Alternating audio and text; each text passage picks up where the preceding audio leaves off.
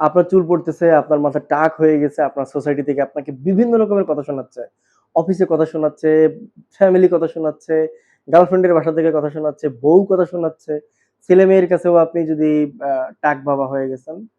মানে এমন একটা অবস্থা আপনাকে এখন যে যেটা করতে বলে আপনি সেটাই করতে পারেন। আপনাকে হোমিওপ্যাথি খাইতে বলতেছে হোমিওপ্যাথি খাইতেছেন।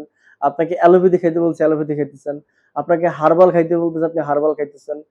আপনাকে মশলাপাতি বাইটা খাওয়াইতেছে চুল গজানোর জন্য আপনি সেটাও খাইতেছেন।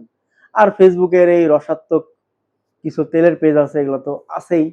এগুলো থেকেও আপনি ওষুধ খাইতেছেন। আল্টিমেটলি আপনার রিকোয়ারমেন্ট যেটা সেটা হলো চুল গজাইতে হবে ভাই। সেটা যেমনিই হোক। এটা আপনার দোষ না। এখন আপনি এমন একটা চলে গেছে অবস্থায় গেছেন, আপনাকে যে যেটা বলতেছে আপনি সেটা বিশ্বাস করতেছেন।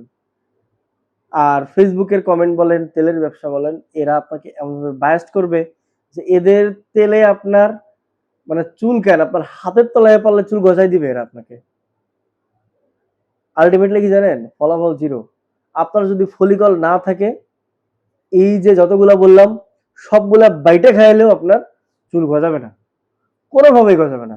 এমন এমন পেজ, এমন এমন ইউটিউব, এমন এমন ব্যবসায়ী আছে এরা এমন ভাবে আমাদেরকে বায়াস্ট করে যে এদের ওষুধ খাইলে আমার মাথায় কেন আমার হাতের তলায় চুল গজাবে।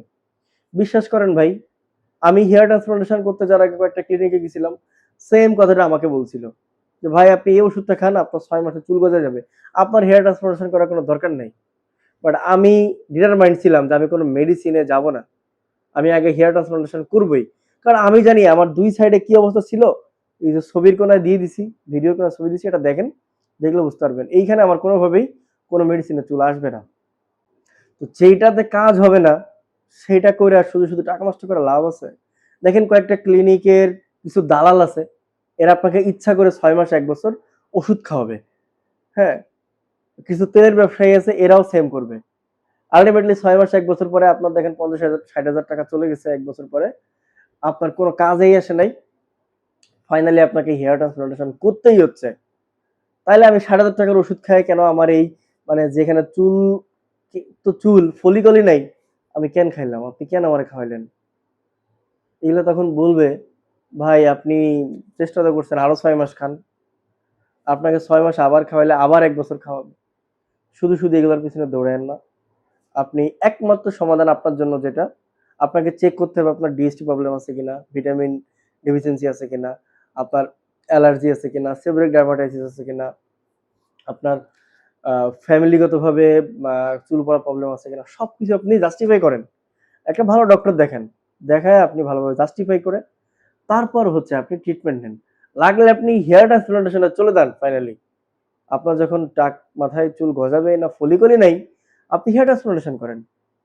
আল্লাহর রহমতে আপনি হেয়ার ট্রান্সপ্লান্টেশন করার পরে প্রপার ওয়েতে যদি আপনি কেয়ার করেন, দেখবেন আপনার চুলটা আল্লাহর হস্তে অনেক দিন লাস্টিং করবে।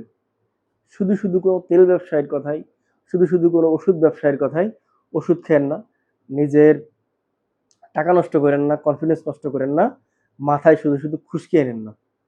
হ্যাঁ, হেয়ার ট্রান্সপ্লান্টেশন করেন, ভালো ক্লিনিক থেকে করেন, নিজে জাস্টিফাই করে করেন। আমি কোনো ক্লিনিক আপনাকে সাজেস্ট করতেছি না, বাট নিজে দেখেন কোনটা ভালো হয়, সেইখান থেকে যাই করেন।